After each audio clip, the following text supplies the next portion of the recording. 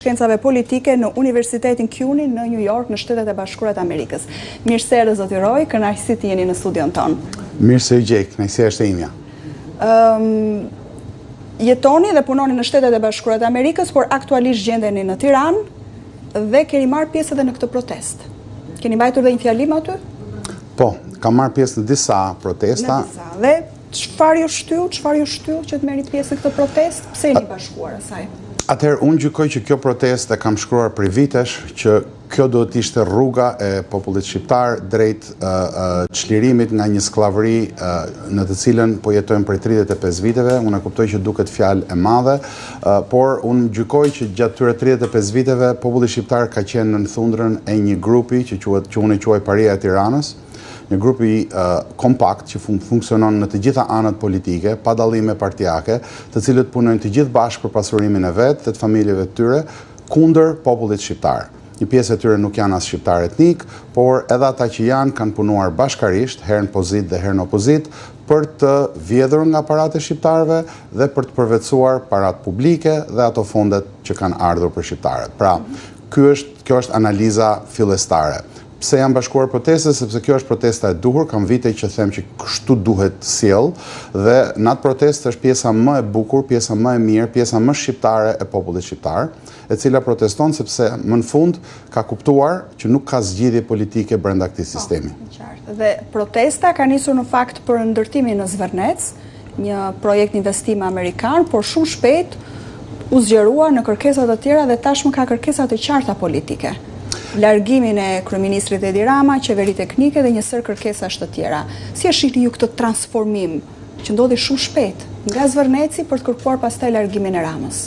Ju falenderoj që e sollët në vëmendje këtë. Unë mendoj që është spekuluar shumë me emra të përveçëm. Unë nuk mendoj që populli shqiptar ka protestuar në asnjë moment kundër as Jared Kushner, as Ivanka Trump, as presidencës Trump. Unë mendoj që nuk ka faj një investitor nëse qeveria e një vendi sillet në mënyrë kriminale me vendin e vet dhe shet atë copa-copa.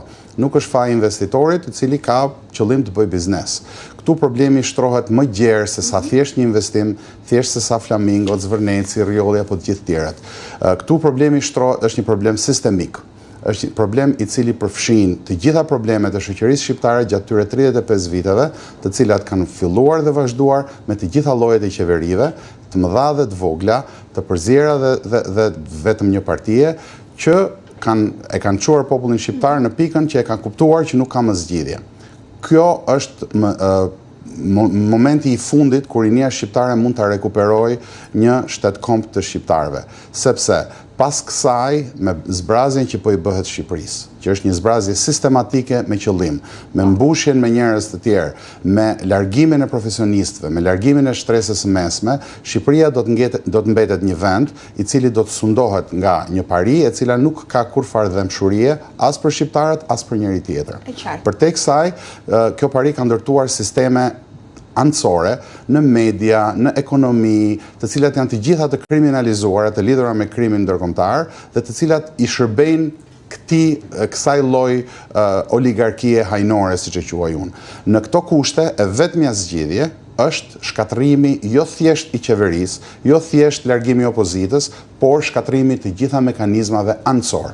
Pra protesta është në fazën e konsolidimit ideologjik rreth një grupi që do ta marrë përsipër organizimin në mënyrë profesionale, në mënyrë që t'i kundërvihet kësaj parie. Do ta prekim dhe këtë element, konsolidimit të protestës dhe çfarë mund të arrijë kjo protestë, si mund të shkatrohen këto mekanizma nga një protestë. Pra një protestë e cila mund të vazhdojë, a do t'i arrijë qëllimin dhe objektivit të saj të shkatrojë këtë mekanizëm. Por ndalemi pak edhe tek revolta apo tek zgjimi i shqiptarëve, zoti Roy. Protesta në fakt, ju thatë, nuk është kundër investitorëve, nuk është kundër Jared Kushner, investimit amerikan, por gjithsesi piknisja jo ishte. Video që u shfaq, u bë virale, një personi që tërhiqet zvarr dhe më pas ditën e një të diele shqiptarët u ngritën në rrugët e Tiranës. Tani, si pedagog i shkencave politike, si shpjegoni ju këtë lëvizje qytetare, zgjimin e shqiptarëve, konkretisht revoltën e tyre, kur këto probleme që ju përmendët që lidhen me ekonominë, me shpopullimin, me varfërinë, me korrupsionin, kanë vite që janë në Shqipëri. Përse tani?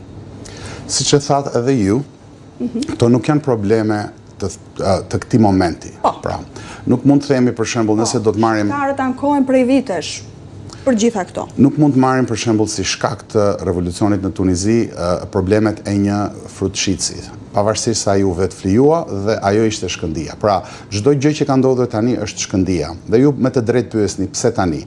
Sepse unë mendoj që njerëzit më në fund kanë kuptuar dy gjëra. Në rast të parë, që nuk ka zgjidhje nga njëra apo tjetra palë, sepse palët e Parisit e Tiranës punojnë kompaktësisht dhe kemi njerëz edhe në pozitë edhe në opozitë të cilët pasurohen pavarësisht nëse janë në pozitë ose në opozitë. Dy, të gjitha mekanizmat të ashtu quajtur demokratik janë të zëna nga kjo pari, janë të zaptuara nga kjo pari dhe paria i kërkon gjithkujt që kërkon të reformojë nga brenda të luajë me rregullat e veta. Kjo është e pamundur, nuk ka zgjidhje për shqiptarët dhe vendi po boshatiset.